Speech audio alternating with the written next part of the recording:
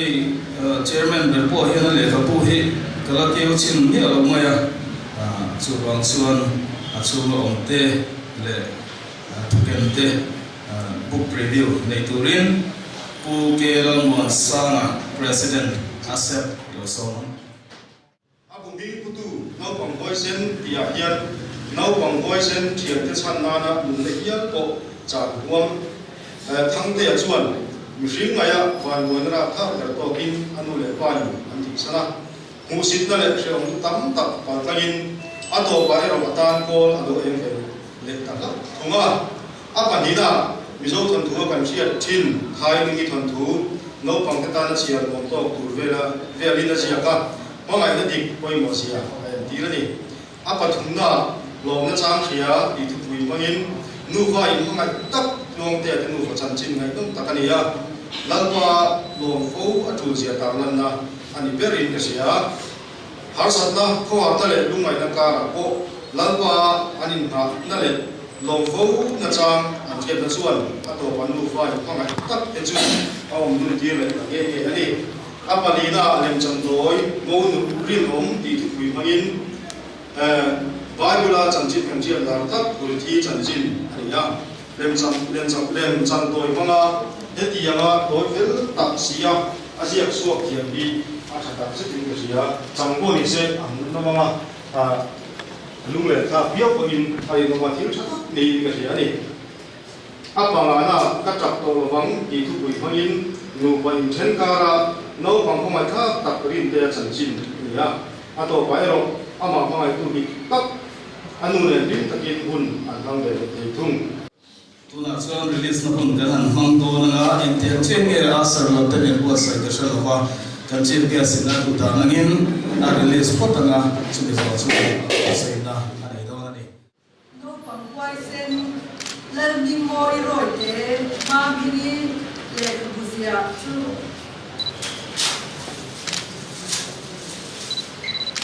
ta chang zare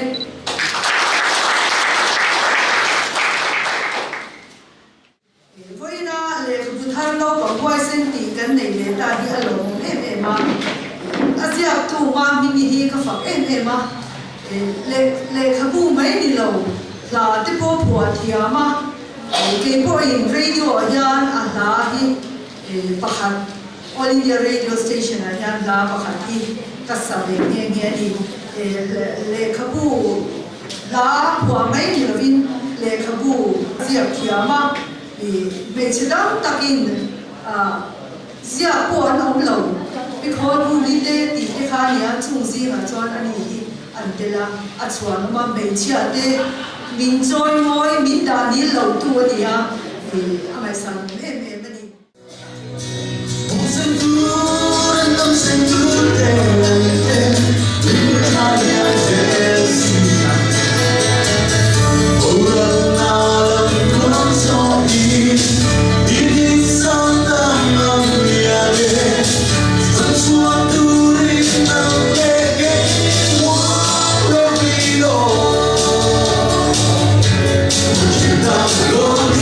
Bye.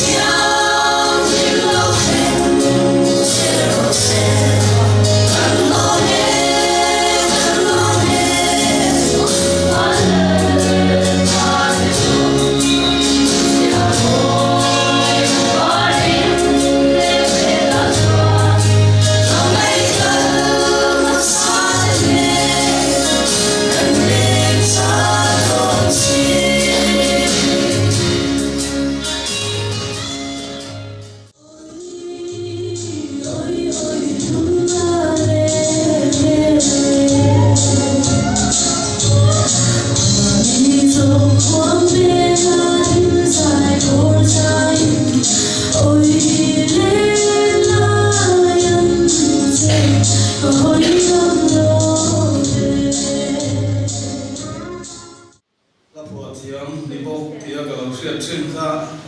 zai thiang lo ni boka slim star lo ni boka tin dia me bokanin phong so se adon ka shalaba multi talented diktat mai kan lo nei reng maya kiral mi moi oi te boina kan le ka pasi transfer ta se tu se na kon dei tu ren lo so Kasiap tay em mà kasiap pe tuka tay bara thak kon kasiap pe chine ni he ka chu kwa han chi cha kasiap ro ro chan tay bara thak hai la ko te la ri ro ro lai ka chong lai ka ne fun te ni kya ni se me me ni chong ke da chu te ma be ni sa ke cho kan ya cha ni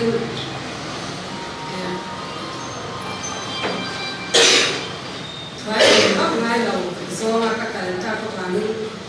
Saka sa kwa som kwa paria kachonka redo drama scripto kalawzia be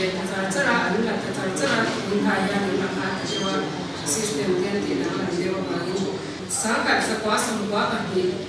achonka ke mata drai kali chuchua pe ka no kwang cha te ti kha kalo e ma ni roi ta application cha ka no practice tawa Jadi mata itu kan bukan publis gitu lah.